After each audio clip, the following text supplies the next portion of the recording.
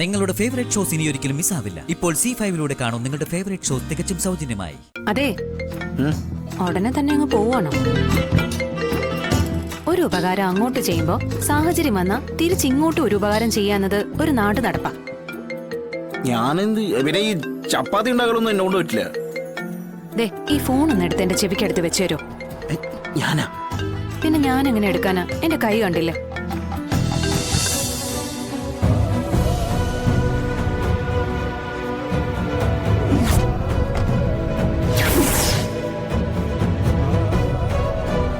അച്ഛന്റെ കൈ പിടിച്ച് വേറൊരു പെണ്ണും കൂടി ഉണ്ടായിരുന്നു.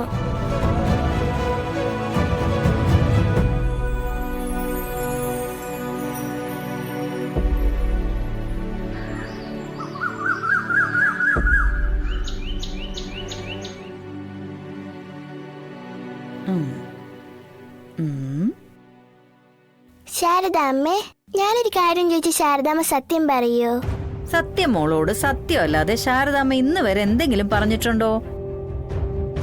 മോള് ചോദിക്ക്, എന്താ വാവയ്ക്ക് അറിയണ്ടേ? എന്റെ അമ്മ കാരണാണോ ആ ചൈന കോളനിയുടെ കുട്ടികളെല്ലാം ആശുപത്രിയിലായത്? പറ ശാരദാമ്മേ. മോളോട് ആരാ ഇതൊക്കെ പറഞ്ഞത്? ക്ലാസ്സിൽ എന്റെ കൂട്ടുകാരിയായ മീനാക്ഷിയാ പറഞ്ഞത്. ചൈന കോളനിയിലെ കുട്ടികളൊക്കെ വിഷബാധയേറ്റ് ആശുപത്രിയിലായത് അമ്മ കാരണമാണെന്ന്.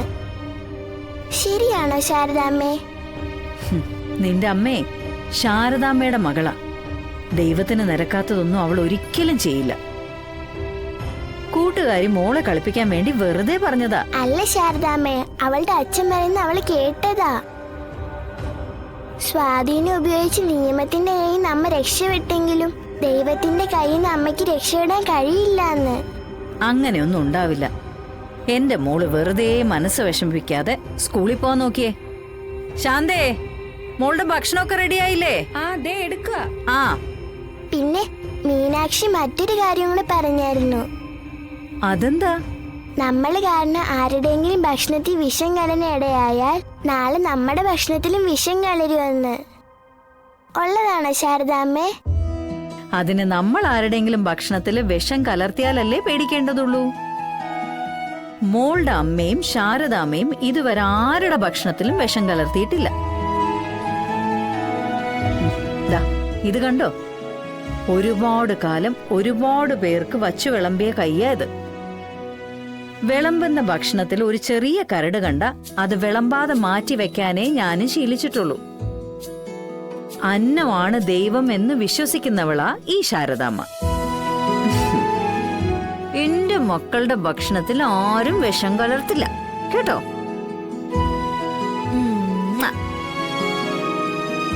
വാ.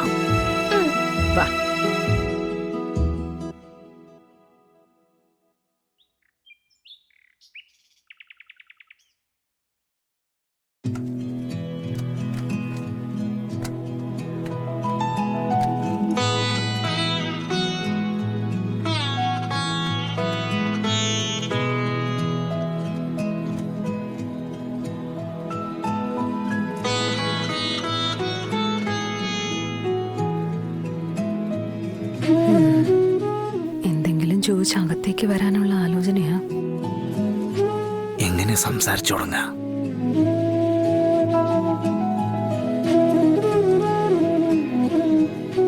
എന്തോ കള്ളത്തരം ആലോചിക്കുന്നുണ്ട്.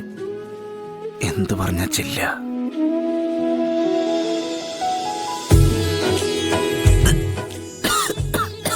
അത് ശരി, വെള്ളമാണ് ലക്ഷ്യം.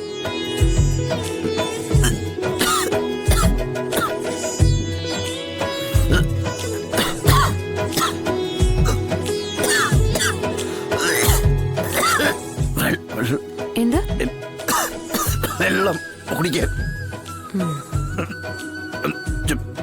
ചുമക്കുന്ന കണ്ടില്ലേ? അത് കാണുന്നവർക്കൂടി തോന്നണ്ടേ?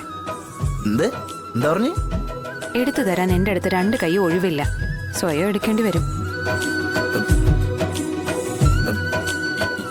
എന്നാ പിന്നെ എവിടെ ഇരിക്കണെന്ന് പറഞ്ഞുതരാമല്ലോ. അതിന് കൈ വേണ്ട ആവശ്യമില്ലല്ലോ.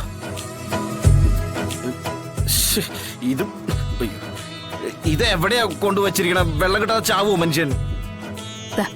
ആ ജഗ്ഗിലുണ്ട്. ചുമച്ചോണ്ട് ഇങ്ങോട്ട് വന്നത് ഊണുമേശയ്ക്ക് അറിയുന്നല്ലേ. വെള്ളം സാധാരണ തിളപ്പിച്ചു വെക്കുന്നത് മേശയിലാണെന്ന് അറിയുകയും ചെയ്യാം. എന്നാലും ഒരാൾ അങ്ങോട്ട് എടുത്തു തന്നാലേ കുടിക്കുള്ളൂ.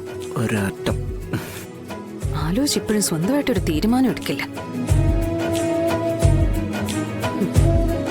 ഇപ്പതേ വെള്ളം കുടിക്കണമെന്നില്ലാന്ന് തോന്നുന്നു.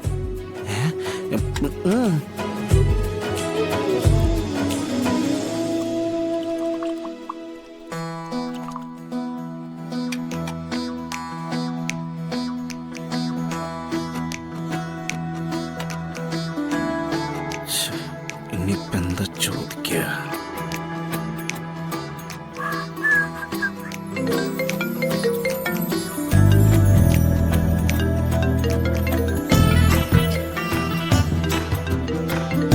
അതെ, ഉടനെ തന്നെ അങ്ങ് പോവാണോ?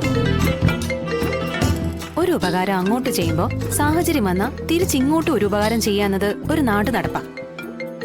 ഞാനെന്ത് പിന്നെ ഈ ചപ്പാത്തി ഉണ്ടാക്കലൊന്നും എന്നോട് പറ്റില്ല. ദേ, ഈ ഫോൺ ഒന്ന് എടുത്ത് എന്റെ ചെവിക്കടുത്ത് വെച്ചു തരോ? ഞാനാ? പിന്നെ ഞാൻ എങ്ങനെ എടുക്കാനാ? എന്റെ കൈ കണ്ടില്ലേ? അതിപ്പോ എന്തെങ്കിലും അർജന്റ് കോളാണെന്ന് അറിയില്ലല്ലോ. നമുക്ക് എല്ലാവർക്കും കൂടി വേണ്ടിയിട്ടാ ഞാനിത് ഉണ്ടാക്കുന്നത്. ഓ, ആ ഒരു പരിഗണന വെച്ച് സഹായിച്ചാ മതി. ഫോൺ എടുക്കാം.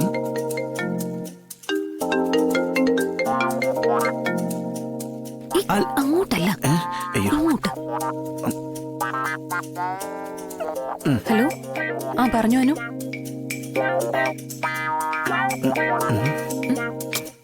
ഫോൺ വെക്കേ. അങ്ങോട്ടാ? ഇങ്ങോട്ട് വാ. ആ, ധൈര്യം കുറവുള്ളവരൊക്കെ വീട്ടിൽ ഇരുന്നാ മതി. ഫോണില്ല. അതെ, ഇനിയെങ്കിലും അയാളോട് കാര്യങ്ങൾ തുറന്ന് സംസാരിക്കാൻ പറ. ഇല്ലെങ്കിൽ ജീവിതം കരഞ്ഞു തീർക്കത്തേ ഉള്ളൂ. അത് പിന്നെ അനു, സ്ത്രീകളുടെ കയ്യില് സ്നേഹം മനസ്സിലാക്കി കൊടുക്കാനുള്ള ദിവ്യയന്ത്രമൊന്നും ഇല്ലെന്ന് പറ. ആഗ്രഹിക്കുന്ന ഒരു കുടുംബം വേണമെന്ന് അയാൾ ആഗ്രഹിക്കുന്നുണ്ടെങ്കിലേ മനസ്സിൽ ഒളിപ്പിച്ച ഇഷ്ടമൊക്കെ പുറത്ത് കാണിക്കണം.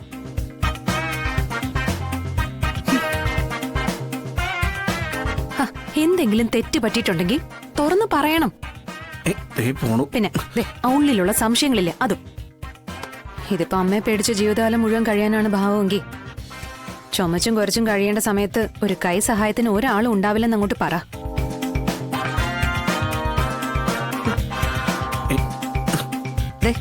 ഇതുപോലെ പച്ച വെള്ളം കിട്ടില്ല എന്ന് പറഞ്ഞേക്കണം.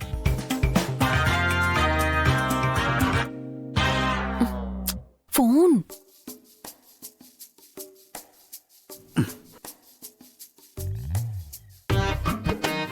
ആ, എന്നാ പിന്നെ വിളിക്കാനോ? ആ ഫാമിലിയോട് കലഹങ്ങളൊക്കെ ഒഴിവാക്കി നല്ല രീതിയിൽ ജീവിക്കാൻ പറ. ഇല്ലേ മൂത്ത് നിറച്ച് കുഴിയിൽ പോകുമ്പോ സങ്കടപ്പെടേണ്ടി വരും. ഡൗൺലോഡ് ചെയ്യൂ C5 ആപ്പ്. കാണൂ എല്ലാ എപ്പിസോഡുകളും സൗജന്യമായി.